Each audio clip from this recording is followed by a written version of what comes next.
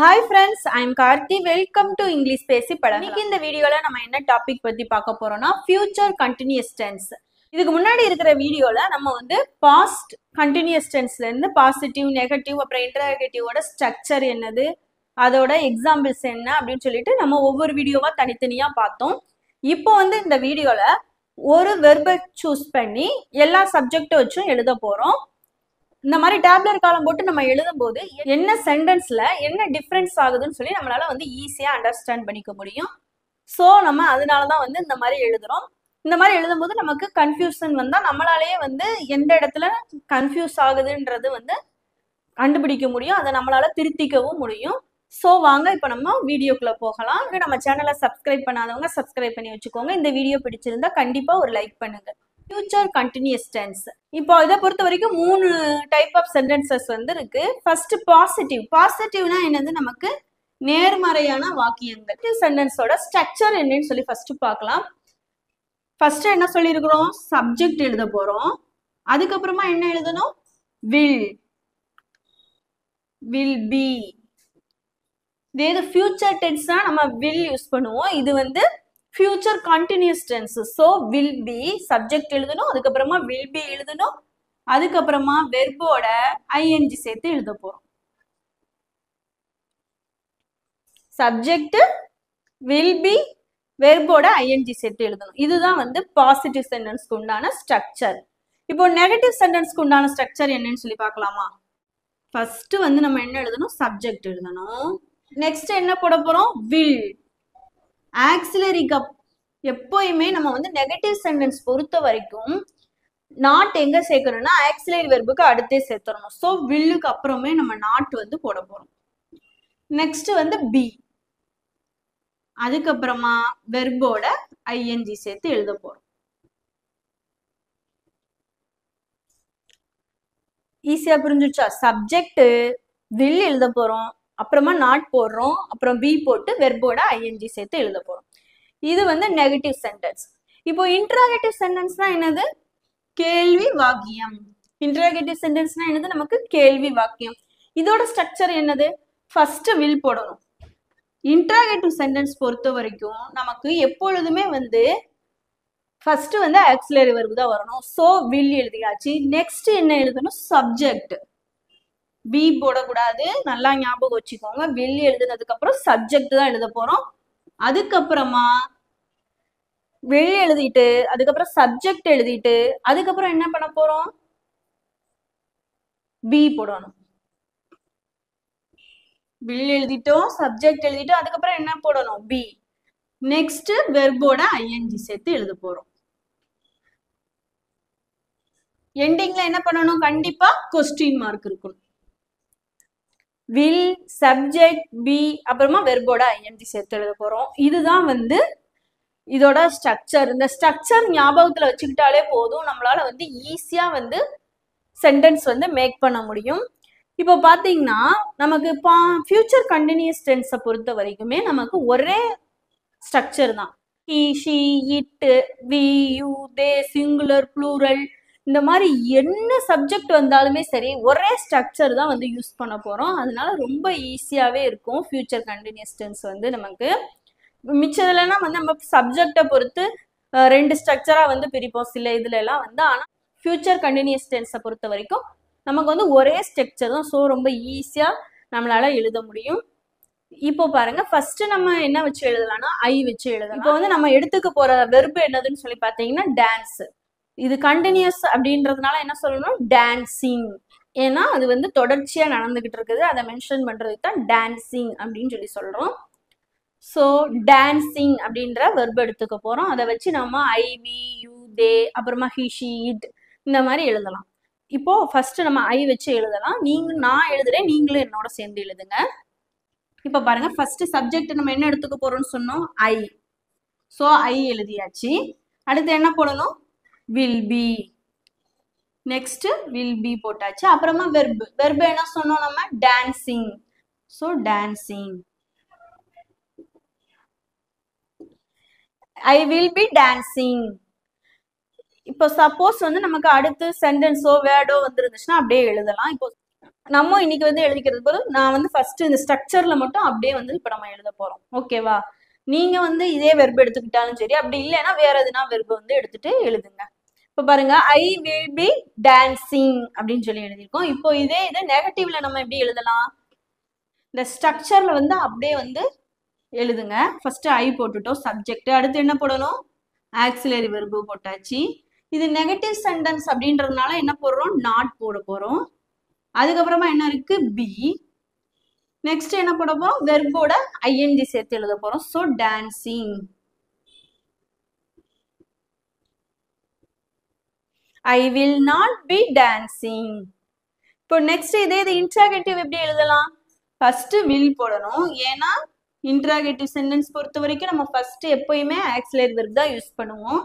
அதுக்கடுத்து ஐ போட்டாச்சு சப்ஜெக்ட், அப்புறமா பி போடணும். அதுக்கப்புறம் வெர்போட ஐஎன்ஜி சேர்த்து அப்படியே எழுத போறோம். வெர்பு என்னது நமக்கு? டான்சிங். எண்டிங்ல என்ன பண்ணணும்? கண்டிப்பா கொஸ்டின் மார்க். பாருங்க, I will be dancing, I will not be dancing, will I be dancing. எவ்வளவு ஈஸியா இருக்கு பாத்தீங்களா? இப்போ இதே மாதிரி நீங்களும் கரெக்டா எழுதியிருப்பீங்கன்னு நினைக்கிறேன். இப்போ ஃபர்ஸ்ட் ஐ வச்சு எழுதியாச்சு.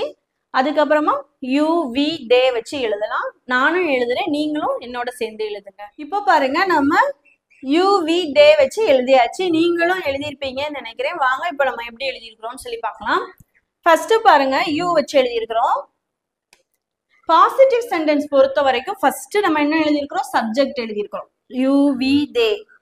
ஐ ஃபர்ஸ்ட் நம்ம எழுதிட்டோம். ஸோ ஐ வி யூ தேலாம் வந்து எழுதியிருக்கிறோம். வில் பி அப்படின்றது தான் வந்து ஒவ்வொரு இடத்துலையுமே வந்து ஃபியூச்சர் கண்டினியூஸ் டென்ஸ் பொறுத்த வரைக்கும் சேஞ்ச் ஆகும். வில் எந்த பிளேஸ்ல வருது, பி எந்த பிளேஸ்ல வருது. இப்போ பாருங்களேன், வில் பி வந்து நெக்ஸ்ட் அடுத்தடுத்து வருது பாருங்க. வில் வந்தது உடனே பி வந்துடும். ஐ will be dancing, you will be dancing, we will be dancing, they will be dancing. இப்போ இதுல வந்து எந்த சேஞ்சுமே நமக்கு நடக்கல. ஃபர்ஸ்ட் சப்ஜெக்ட் எழுதியிருக்கிறோம், will beயும் அப்படியே அடுத்தடுத்து எழுதியிருக்கிறோம். அதுக்கப்புறமா டான்சிங். அஸ் யூஷுவல் வந்து இப்போ கண்டினியூஸ் டென்ஸ் வந்தாலே நம்ம வெர்போட ஐஎன்ஜி சேர்த்து தான் எழுதுறோம். ஓகேவா? ஸோ அதனால இதுல வந்து இப்போ நமக்கு எந்த சேஞ்சும் இல்லை. வில் பி தான் வந்து இங்க பாசிட்டிவ்ல, நெகட்டிவ்ல, இன்ட்ராகேட்டிவ்ல எப்படி வந்து இடம் மாறி வருதுன்னு சொல்லிட்டு பார்க்கலாம். ஃபர்ஸ்ட் பாருங்க, நெகட்டிவ் சென்டென்ஸ் பொறுத்த வரைக்கும் ஃபர்ஸ்ட் சப்ஜெக்ட் எழுதியிருக்கிறோம். ஓகேவா? அப்புறம் என்ன எழுதியிருக்கிறோம்? Will not B.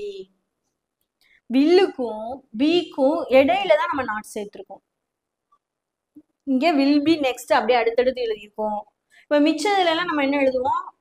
இப்போ என்ன இது வருதோ அதுக்கு அப்புறம் நாட் போட்டு அதுக்கப்புறமா வந்து வெர்பை வந்து அப்படியே எழுதுவோம். வெர்புக்கு முன்னாடியே நமக்கு வந்து ஆக்சுவலா வந்துடும். ஓகேவா? இங்க வந்து நமக்கு வில்லுக்கும் பிக்கும் இடையில நாட் சேர்க்கணும். ஐ will not be dancing, you will not be dancing, we will not be dancing, they will not be dancing. பாத்தீங்களா இங்க என்ன டிஃப்ரெண்ட் ஆகுது? இங்க வந்து வில்லுக்கும் பிக்கும் இடையில வந்து நம்ம நாட் சேர்த்து எழுதியிருப்போம். இப்போ இதே இது இன்ட்ராகேட்டிவ் சென்டென்ஸ் பாருங்களேன். ஃபர்ஸ்ட் வில் வந்துருது. ஏன் ஃபர்ஸ்ட் வில் வருது? இது auxiliary verb. So interrogative sentence பொறுத்த வரைக்கும் நம்ம ஃபர்ஸ்ட் ஆக்சிலரி வெர்ப்ல தான் கேள்வி கேட்போம். வில் ஐ பி டான்சிங் அப்படின்னா என்ன சொல்லுவோம்? ஒன்று எஸ், ஆமா அப்படின்னு சொல்லுவோம். அப்படி இல்லைன்னா நோ, இல்லை அப்படின்னு சொல்லி சொல்லுவோம். ஃபர்ஸ்ட் வில் எழுதியிருக்கோம், அதுக்கப்புறமா சப்ஜெக்ட் போட்டிருக்கோம், அதுக்கப்புறம் வந்து என்ன எழுதியிருக்கிறோம்? Be. Will I be, will you be, will we be, will I be dancing, will you be dancing, will we be dancing, will they be dancing. பாத்தீங்களா? வில்லுக்கும் பிக்கும் நடுவுல என்ன வருது? நமக்கு சப்ஜெக்ட் வருது. இங்க வில்லுக்கும் பிக்கும் நடுவுல என்ன வந்துச்சு? நாட். நெகட்டிவ் சென்டென்ஸ் அப்படின்றதுனால, இது இன்ட்ராகேட்டிவ் சென்டென்ஸ் அப்படின்றதுனால வில்லுக்கும் பிக்கும் இடையில சப்ஜெக்ட் வருது. இப்போ இதோட சேஞ்சஸ் உங்களுக்கு நல்லா புரிஞ்சிருக்கும்னு நினைக்கிறேன். பாருங்க, இங்க வில் பி வந்து அப்படியே எழுதுறோம், எந்த விதமான சேஞ்சஸும் இல்லை. Subject will be verb. இங்க பொறுத்த வரைக்கும் சப்ஜெக்ட் வில்லு, நாட், அப்புறம் பி, அப்புறம் வெர்பு. இன்ட்ராகேட்டிவ் சென்டென்ஸ் பொறுத்த வரைக்கும் ஃபர்ஸ்ட் ஆக்சிலரி வெர்பு, அப்புறமா சப்ஜெக்ட், அப்புறம் பி, அதுக்கப்புறமா வெர்பு. இப்போ இது வந்து உங்களுக்கு நல்லா டிஃப்ரென்ஸ் வந்து என்ன சென்டென்ஸுக்கு எந்த மாதிரி ஆயிருக்குன்னு சொல்லி நல்லா புரிஞ்சிருக்கும். இப்போ நெக்ஸ்ட் நம்ம இதே மாதிரி ஹி, ஷி, இட் வச்சு எழுதலாம். நானும் எழுதுறேன், நீங்களும் என்னோட சேர்ந்து எழுதுங்க. இப்போ பாருங்க, நம்ம ஹி, ஷி, இட் வச்சு எழுதியாச்சு. நீங்களும் கரெக்டா எழுதியிருப்பீங்கன்னு நினைக்கிறேன். வாங்க இப்போ நம்ம எப்படி எழுதியிருக்கிறோம்னு சொல்லி பார்க்கலாம். ஹி எழுதியிருக்கோம். ஸோ பாசிட்டிவ் சென்டென்ஸ்ன்றதுனால வில் பி அப்படியே எழுதியாச்சு. எந்த விதமான சேஞ்சஸும் இதுக்கு நடுவில் வரப்போறது கிடையாது. So he will be dancing, she will be dancing, it will be dancing. இப்போ பாருங்க, பாசிட்டிவ் சென்டென்ஸ் பொறுத்த வரைக்கும் சப்ஜெக்ட் என்ன சப்ஜெக்ட் வருதோ அதை எழுதுறோம். வில் பி அப்படின்ற வேர்டை அடுத்தடுத்து எழுதணும். அதுக்கப்புறமா வெர்பு, வெர்போட ஐஎன்ஜி சேர்த்து எழுதுறோம். இதுதான் வந்து பாசிட்டிவோட ஸ்ட்ரக்சர், அப்படி இல்லைன்னா பாசிட்டிவோட ஃபார்ம் அப்படின்னு சொல்லி கூட சொல்லலாம். இது நெகட்டிவ் சென்டென்ஸ் பாருங்க, ஹி எழுதியிருக்கோம். He will not be dancing, she will not be dancing, it will not be dancing. இப்போ இது வந்து பாருங்க, வில்லுக்கும் பிக்கும் இடையில நம்ம நாட் சேர்த்திருக்கோம். சப்ஜெக்ட் அப்படியே எழுதியிருக்கோம். இங்க பாருங்க, ஐ, வி, தே, அப்புறம் ஹி, ஷீ, இட். சப்ஜெக்ட் எல்லாமே எந்த சப்ஜெக்ட் வந்தாலுமே சரி, ஃபர்ஸ்ட் நம்ம வில் அப்படி யூஸ் பண்ண போறோம்.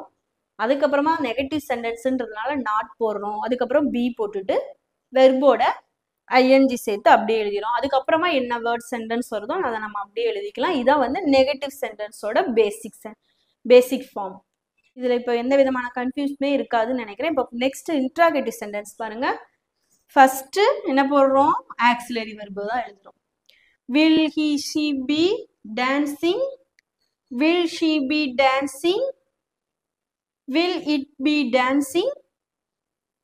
எண்டிங்ல வந்து கண்டிப்பா வந்து கொஸ்டின் மார்க் போடணும். ஏன்னா இது வந்து நமக்கு இன்ட்ராகேட்டிவ் சென்டென்ஸ். ஃபர்ஸ்ட் என்ன எழுதுறோம்? எப்பயுமே ஆக்சிலரி வெர்பு ஃபர்ஸ்ட் எழுதுறோம். அதுக்கப்புறமா சப்ஜெக்ட் போட்டிருக்கோம். அதுக்கப்புறமா பி வேர்டு யூஸ் பண்ணியிருக்கோம். அதுக்கப்புறம் வெர்போட ஐஎன்ஜி சேர்த்து எழுதியிருக்கிறோம். ஸோ இதான் வந்து இன்ட்ராகேட்டிவ் சென்டென்ஸோட பேசிக் ஃபார்ம். இங்க வில்லுக்கும் பியும் அடுத்தடுத்து அப்படியே வருது. இங்க வில்லுக்கும் பிக்கும் இடையில நாட் சேர்த்திருக்கோம். இங்க வில்லுக்கும் பிக்கும் இடையில வந்து சப்ஜெக்ட் சேர்த்திருக்கோம். இப்ப பாருங்க, நம்மளால வந்து ஈஸியா வந்து புரிஞ்சுக்க முடியுது எதுல எது மாறுதுன்னு சொல்லிட்டு. நம்மளால வந்து ரொம்ப ஈஸியா வந்து அண்டர்ஸ்டாண்ட் பண்ணிக்க முடியும். ஸோ வந்து நீங்களும் இதே மாதிரி எதுனா ஒரு வெர்ப் எடுத்துக்கோங்க, சூஸ் பண்ணி இந்த மாதிரி டேப்லர் காலம் போட்டு எழுதி பாருங்க. நமக்கு கொஞ்சம் கூட டவுட்டே வராது. ஃபியூச்சர் கண்டினியூஸ் டென்ஸை பொறுத்த வரைக்கும் நமக்கு ஒரே ஸ்ட்ரக்சர் தான். ஸோ வந்து நமக்கு ஐ, வி, யூ, தே, அப்புறம் ஹி, ஷீ இதில் எதுவுமே சேஞ்ச் ஆக போகிறதே கிடையாது. ஒரே ஃபார்ம், ஒரே ஸ்ட்ரக்சர் தான். ஸோ ரொம்ப ஈஸியாக வந்து இருக்கும். அதே மாதிரி தமிழில் வந்து நிறைய சென்டென்ஸ் எழுதிட்டு அதை வந்து இந்த மாதிரி இங்கிலீஷில் வந்து டிரான்ஸ்லேட் பண்ணி பாருங்க. ரொம்ப ஈஸியாக இருக்கும். டென்ஸுக்கு வந்து இவ்வளோ இம்பார்ட்டன்ஸ் கொடுக்குறோன்னு சொல்லி பார்த்தீங்கன்னா இதுதான் வந்து நமக்கு பேசிக். இது தெரிஞ்சாதான் வந்து நம்மளால வந்து ஒரு சென்டென்ஸ் வந்து ஈஸியாக வந்து மேக் பண்ண முடியும். இப்போ நம்ம பேசுறதா இருக்கட்டும், எழுதுறதா இருக்கட்டும், அதுக்கு கண்டிப்பாக வந்து நமக்கு டென்சஸ் வந்து தெரிஞ்சிருக்கணும். இப்போ ஒரு சென்டென்ஸே வந்து இப்போ ஒரு பேராகிராஃபோ, ஒரு எஸ்ஸேவோ, இல்லை ஒரு சென்டென்ஸோ எது பார்க்குறதா இருந்தாலுமே ஸோ ஃபர்ஸ்ட் அது வந்து நமக்கு என்ன டென்ஸில் வந்திருக்கு அப்படின்றத வந்து நம்மளால தெரிஞ்சனாதான் வந்து நம்மளால வந்து பதில் வந்து ஈஸியாக கொடுக்க முடியும். ஸோ அதனால தான் வந்து நம்ம இதில் வந்து இவ்வளோ கான்சென்ட்ரேட் பண்ணுறோம். இங்கிலீஷ் வந்து நம்ம ஃப்ளூயண்ட்டாக பேசணும் அப்படின்னு சொல்லி சொன்னால் கண்டிப்பாக வந்து நமக்கு டென்சஸ் வந்து தெரிஞ்சிருக்கணும். ஓகேவா? ஸோ நம்ம வந்து இந்த கிளாஸை இதோட முடிச்சுக்கலாம். நெக்ஸ்ட் கிளாஸில் வந்து நம்ம வேறு டாபிக் பற்றி பார்க்கலாம். இந்த வீடியோ பிடிச்சிருந்தா லைக் பண்ணுங்கள். இது வரைக்கும் நம்ம சேனலை சப்ஸ்கிரைப் பண்ணாதவங்க சப்ஸ்கிரைப் பண்ணி வச்சுக்கோங்க. உங்கள் நண்பர்களோடையும் ஷேர் பண்ணிக்கோங்க. Thank you friends.